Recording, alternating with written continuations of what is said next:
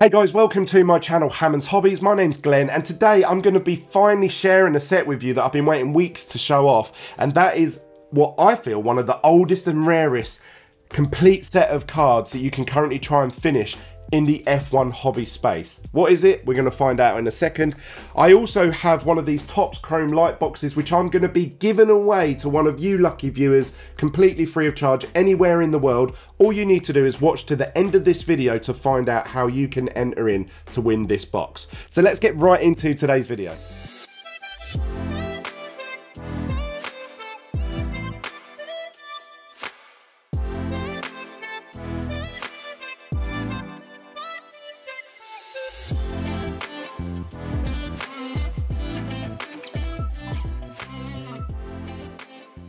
Before we get into it, I just want to say a huge thank you to everyone that's been smashing up the like button and to all the new subscribers. We're over 1,200 now, and thank you for spreading the love for the F1 card hobby.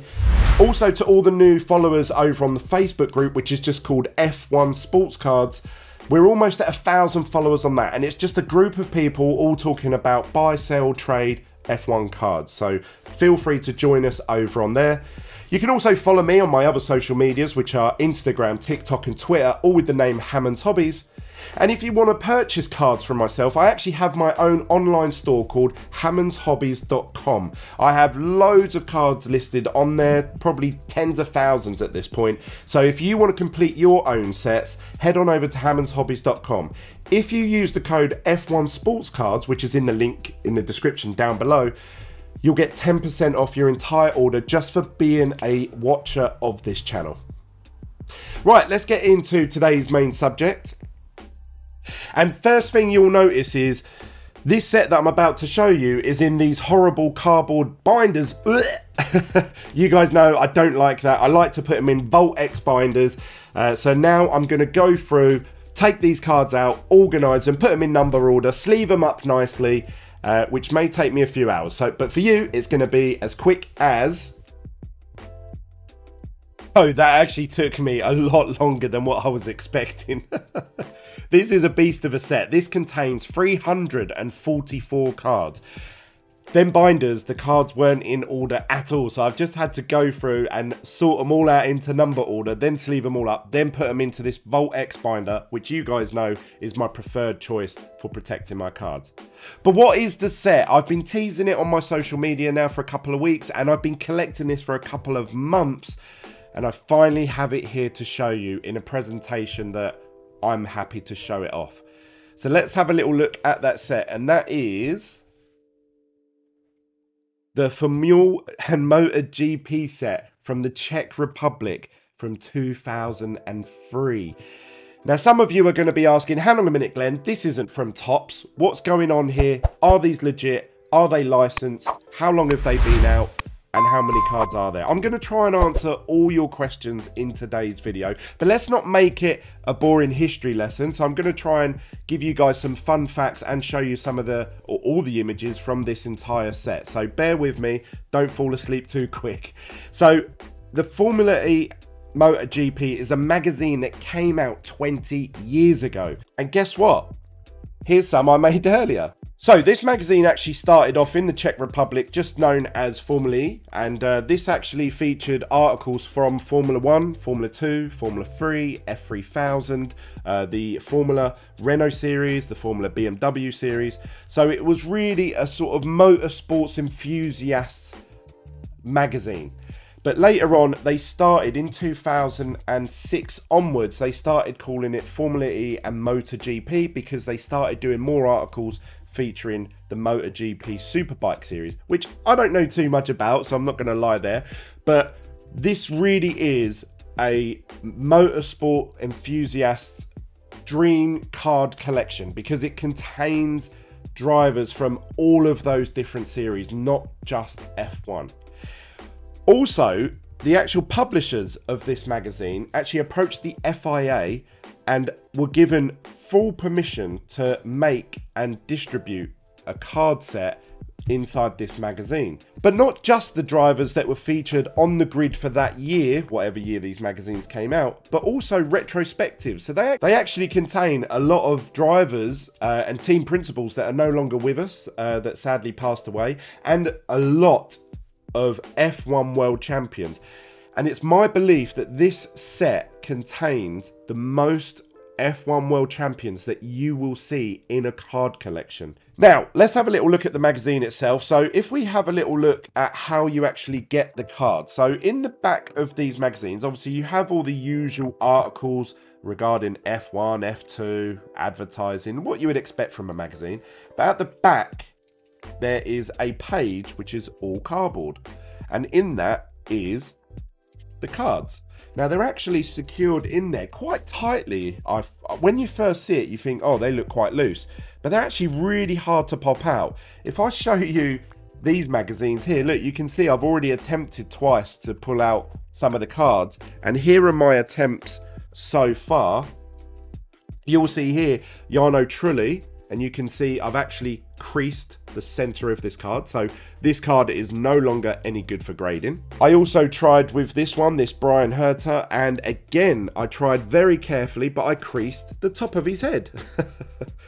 And also, just to give you a heads up, it has these little tags, so the cardboard is attached via these tags at the sides, tops and bottoms, so you sort of have to push them out, but very carefully so that you don't damage the card, as I have done 3 times now. Now, what does that mean for you and me? What that means is that if you can find good graded versions of these cards, I believe they are worth their weight in gold, because I've attempted 3 times to pull these out, and I was trying really carefully. Now, if you imagine when these came out, obviously 20 years ago in the Czech Republic, how many people would have sat there and carefully cut all around the top and the bottom, the sides, to carefully get them out, then put them into a sleeve, then put them into a top loader or into a binder. And my personal belief is very few. If you were able to accumulate all 344 cards, that would be a very rare set.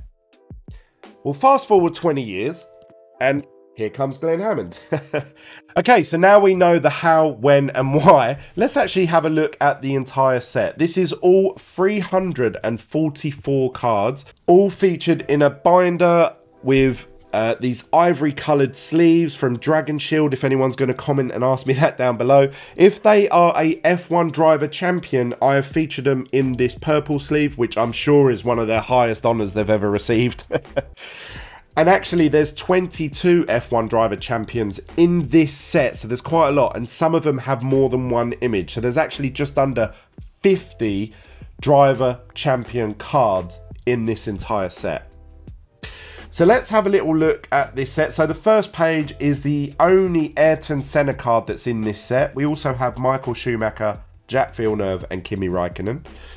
We also feature some of the vintage cards and images like James Hunt in there, Emerson Fittipaldi. So these are images that you don't see very often in a lot of the F1 card sets. The only other rival to this set, I would say, is the Futura 2005 set, which does feature some of the past F1 driver champions. We got Damon Hill smiling at us over here, good old Damon. Also, this set actually features a couple of female drivers, which I think is a really good thing for this set. Bearing in mind where this set came from and also the age, 20 years ago, we had we've got a Formula 1 card set featuring some female drivers, which we haven't seen from any of the other sets. So this is one of the few sets that I've seen that feature female drivers. There's a couple of them dotted about within this set. We've got Fernando Alonso there. We've got Nigel Mansell, David Coulthard. There's quite a few Kimi Räikkönens and Nico Rosberg images. We've also got Alan Prost. Here we have a whole page of sort of up and coming stars from F3 and F3000. Nelson Piquet featured on this set. Jenson Button, we haven't seen him yet. Also Jean Todt, so we've got a Ferrari team boss, obviously goes on to become the FIA president. Timo Glock, I haven't heard Timo Glock since Lewis Hamilton won that famous last lap, last corner of the last race in 2008 when he won the World Championship. And they said, is that Glock? Is that Glock? It is. So some of these cards, even if they're not world champions, they still bring back a lot of memories for me. Flavio, I remember when he got kicked out of F1 because of the scandal where he asked Nelson Piquet Jr. to purposely crash into the wall to affect the outcome of a race. We've got Mika Hakkinen. He was one of my heroes growing up. I always wanted him to win over Michael Schumacher because I was a McLaren fan, obviously.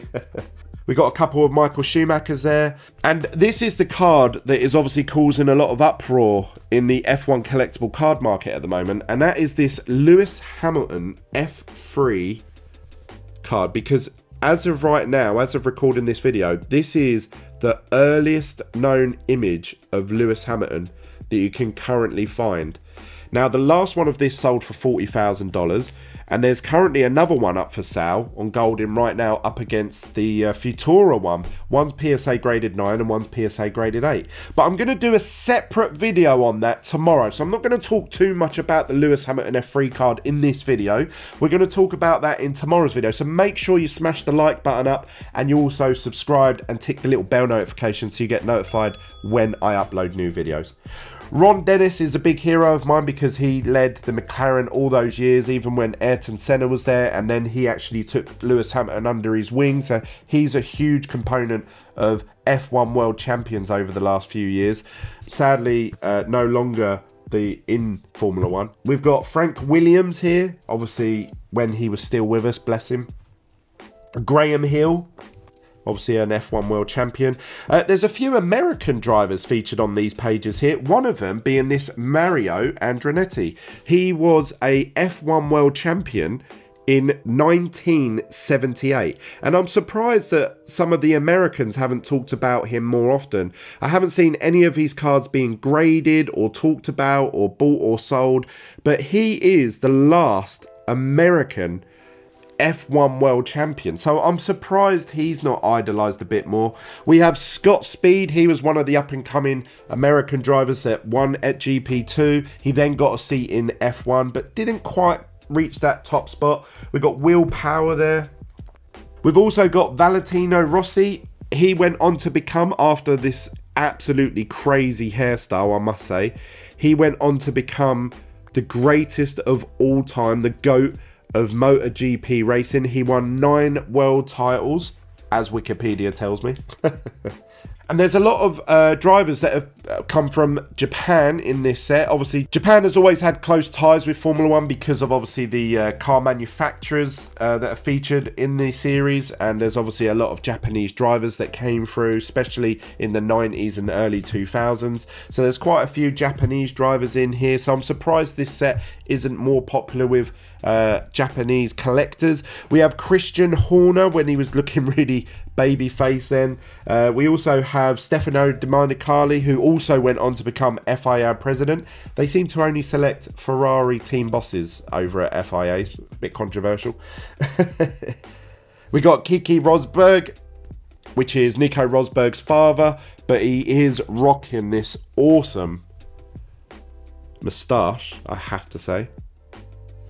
Franz Tost is beside him when he actually had some hair, so that's quite a throwback. Lewis Hamilton in the F1, he finally got through to F1 series. We got Adrian Newey, obviously one of the biggest aerodynamic designers in the sport. A lot of people know him. Sebastian Vettel, Kimi Raikkonen, Bruno Senna, so Ayrton Senna's son, who actually went on to become an F1 racer.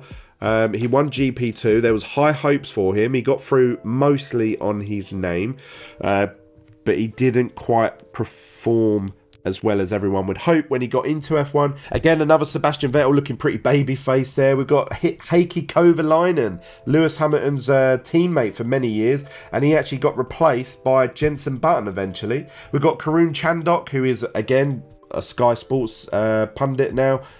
He went into F1 under Jaguar, but didn't quite perform again as well, as he was only in it for a couple of years. But he was one of the first Indian drivers to actually feature. So there's a massive array of different personalities from different geographical locations in this set. So this has a worldwide I suppose, audience in this set. And we've got the last one of the last images there, the Lewis Hamilton actually in F1. So what does a set like this cost, and what would it cost you to complete a set like this? Now that's a really tough question, because I've never seen a complete set of these for sale. I really haven't. So this is one of the first ones I've ever seen. But I will say that a lot of these cards on average sell between £10 and £20. There is 344 cards, so that means potentially they're worth £3,500 to £6,500. But then you have the Lewis Hamiltons, and unfortunately it's always the way with card sets, is that the chase card is always the ultimate deciding factor on what a set is worth, and that is this F3 Lewis Hamilton card. Now we know that one of them sold for $40,000. There's currently one up for sale now that's currently on bids of $10,000, but it still has a week left. So even if you had a low grade of this, obviously this is a raw card, I believe this card to be worth anywhere between £3,000 to £5,000 as it is. Then you have the other two Lewis Hamiltons that normally sell for about £1,000 to £2,000 each, and there's two of them, so you're looking at another £5,000. So to me, this set is worth anywhere between £10,000 to £20,000. If you disagree with me, comment down below. I'd love to hear all your thoughts. Obviously, like I say, there hasn't been a complete set of this sale, so I don't actually know, but that's just my opinion. Right, so now we've seen the entire set in its raw format, and we know how difficult it is to actually pop those cards out of that cardboard sleeve at the back of the magazines without damaging the cards. So this sent me down a dark rabbit hole of purchasing and shopping for graded versions of these cards, which feature a very good grade. So here we have Jos Verstappen, Max Verstappen's father, in a 10. This is with CSG. We also have James Hunt. It's only a grade 5. But you can see here that the card itself, to me, looks pretty mint. But there you go, it got graded a 5. But I bought him because he's one of my favourite drivers. Nico Rosberg in an 8.5. Stefano Domenicali in an 8. We got Christian Horner in an 8.5. We've got Nico Rosberg in a 10. So that's a perfect card. We've got Michael Schumacher in a PSA 5. We've got Kimi Raikkonen in a PSA 9 and a Felipe Massa. Look at his cheeky smile there. Who doesn't like Felipe Massa? In a perfect Gem Mint 10.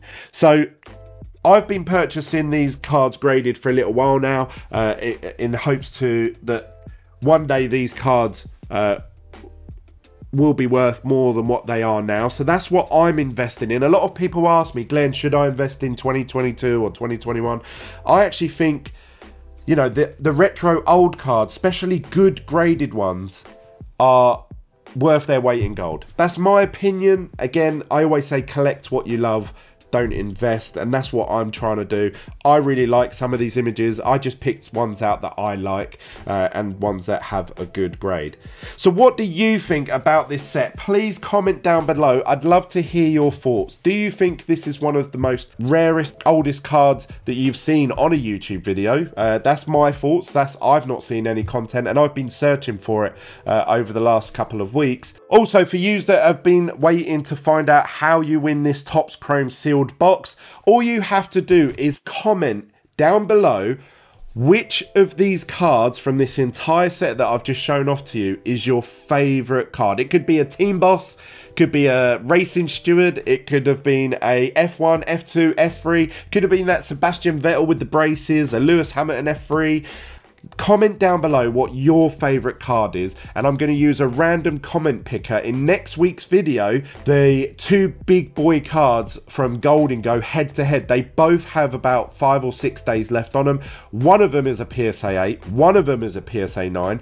Which one is going to sell for more? And the market is going to decide which one they feel is the true Lewis Hamilton rookie card. That's it from me, guys. Make sure you head on over to Hammonds Hobbies if you want to purchase any single F1 cards. Also, you can follow me on all my social medias, Hammonds Hobbies, and I'll see you guys on the next video from myself. Bye for now.